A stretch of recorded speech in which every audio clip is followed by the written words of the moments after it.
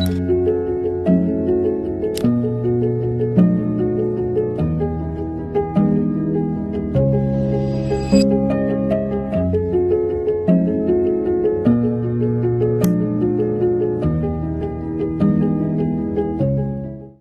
on ninth period, we are talking about something that students rarely think about: our bones, posture, and long term damage caused by everyday habits. We are joined by Dr. Ravindra Singh, orthopedic and spine surgeon at Fortis Escorts.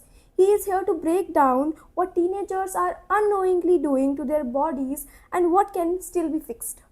Over to you, sir. Hello. How are you feeling being interviewed by a teenager? Sir? Yeah, it's good. I think nowadays teenagers are very smart. Uh, they are very confident of themselves. They have their own ideas and they have their own vision. So they are more like grown-up young adults now. For the next question, sir, do you think that today's student will face more bone problems than previous generations? Uh, no, I think every generation has their own challenges. So previous generation face their kind of challenges. Present age kids or teenagers, they have the different type of challenges, mainly like especially in kids who are going to air conditioned school, so they have less exposure to sunlight.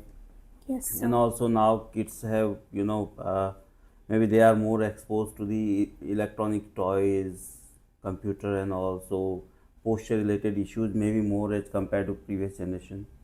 Okay sir. Sir, आज तक आपको आपका कोई youngest patient कौन सा था जिसको एक सीरियस बॉन या स्पाइन इशू थी? नहीं, एक्चुअली जो यंग पेशेंट्स में जो स्पाइन और बोन इश्यूज होते हैं वो कई तरीके के होते हैं, ठीक है. एक तो कुछ पैदाइशी होते हैं, जो सीरियस प्रॉब्लम ज़्यादा होती है वो पैदाइशी ज़्यादा होती हैं, ठीक है. तो मैंने तो बहुत छोटे बच्चों में 6 मंथ्स तक के बच्चों में या पैदाइशी जो तुरंत पैदा हुए न्यू बॉर्न्स उनमें देखा हुआ है. लेकिन कुछ चीज़ें होती हैं जिनको हम प्रिवेंट कर सकते हैं, जो प्रिवेंटेबल होती हैं. जी. तो जैसे विटामिन डी की डेफिशिएंसी हो गई, तो जिसकी वजह से हाथ पांव थोड़ा टेढ़े हो जाते हैं.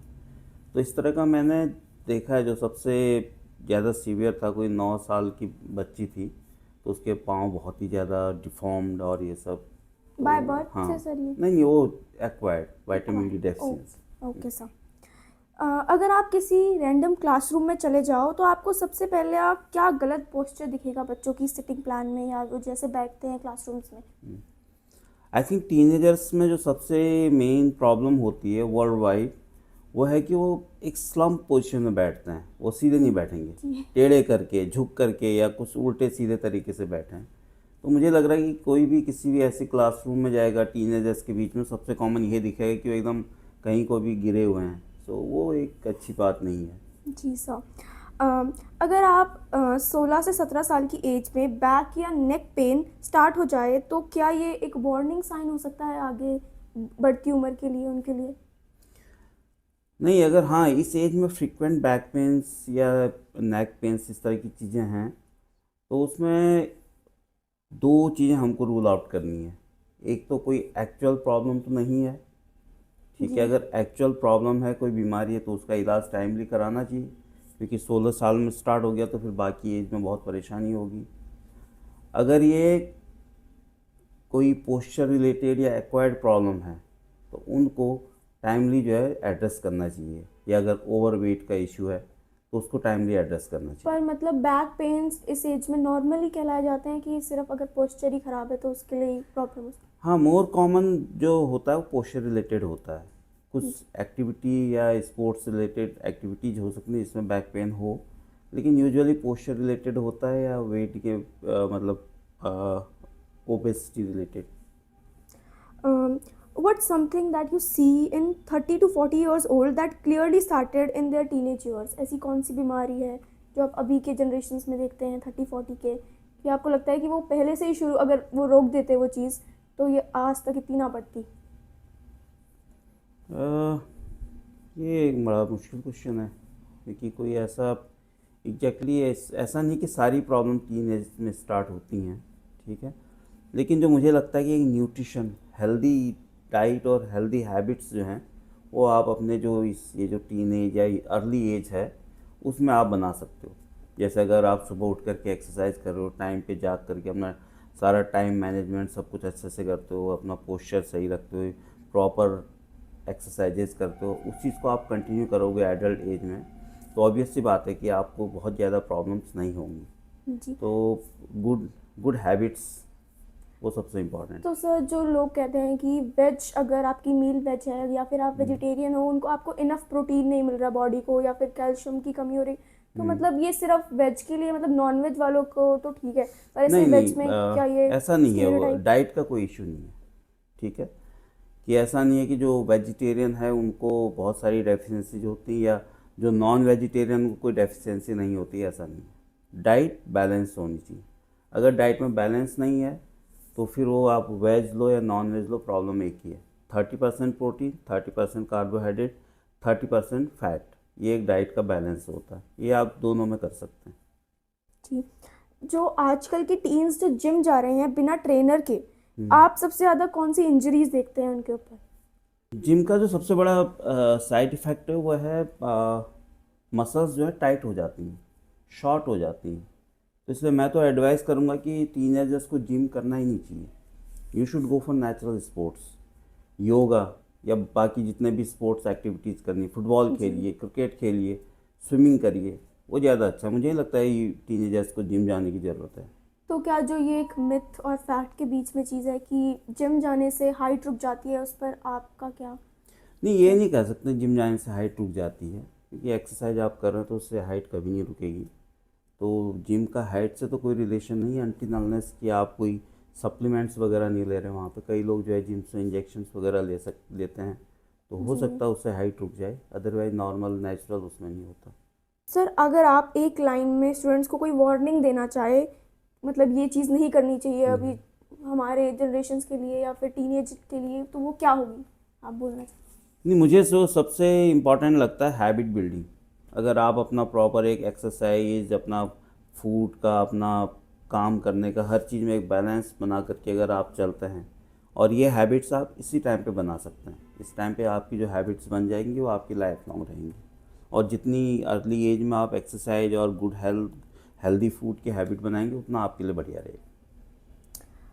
और अगर स्कूल्स एक फिजिकल हैबिट फोर्सफुली चेंज करें तो वो क्या होनी चाहिए? स्कूल्स में जो लॉ बन जाना चाहिए कि ये बच्चे को ज़रूरी करना है मुझे लगता है सारे बच्चों को जो है खेलने के लिए एनकरेज करना चाहिए। 1 स्पोर्ट्स में। घंटा जो है प्रॉपर आउटडोर स्पोर्ट्स एक्टिविटी होनी चाहिए। मतलब स्कूल्स में जो है यूजुअली सारे स्कूल्स में जो है 1 या 2 पीरियड होते हैं जो स्पोर्ट्स के लिए होते हैं। अगर ऐसे नहीं होते तो होने चाहिए, वहाँ पे कोई ना कोई टाइम जो है बच्चों को देना चाहिए स्पोर्ट्स एक्टिविटी के लिए। सर हम एक रैपिड फायर शुरू करेंगे राउंड, जिसमें आपको बताना है कि कितना, मतलब आपको जल्दी जल्दी आंसर देना है इनका, ठीक है? तो क्रैकिंग नकल्स हार्मलेस या हार्मफुल? हार्मलेस। हार्मलेस। इनसे मैंने सुना है कि अगर आप अपने हाथ के नकल्स क्रैक करते हैं तो हाथ रुकना बंद हो जाता है, उनकी ग्रोथ बंद हो जाती नो। है। मिथ। मिथ। जी। Is back pain at 16 normal or already a red flag? It's normal. Normal. One exercise that every student should do daily, no excuse? Yoga, Surya namaskar. Surya namaskar. One habit that every student must stop immediately? Laziness, laziness. Procrastination. Procrastination ज़रूर। और Crocs और converse for everyday walking, क्या ये सही है? You can use any. Crocs are also good. और number one supplement that actually worth the money? Good food. If you are non-vegetarian, take eggs.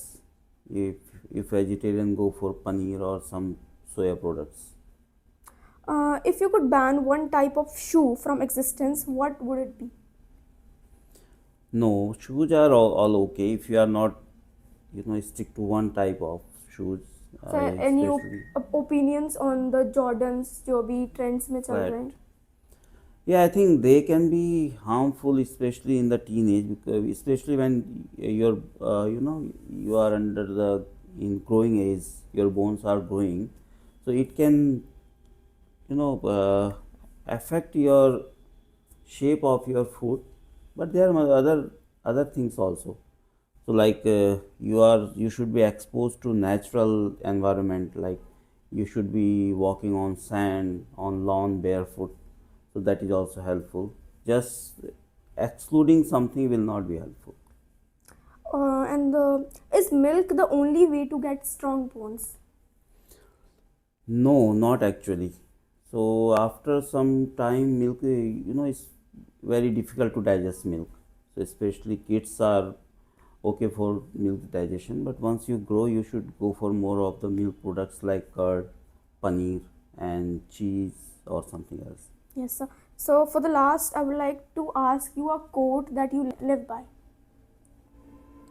Any motto of your life or anything? Exactly, no, like yeah, quote.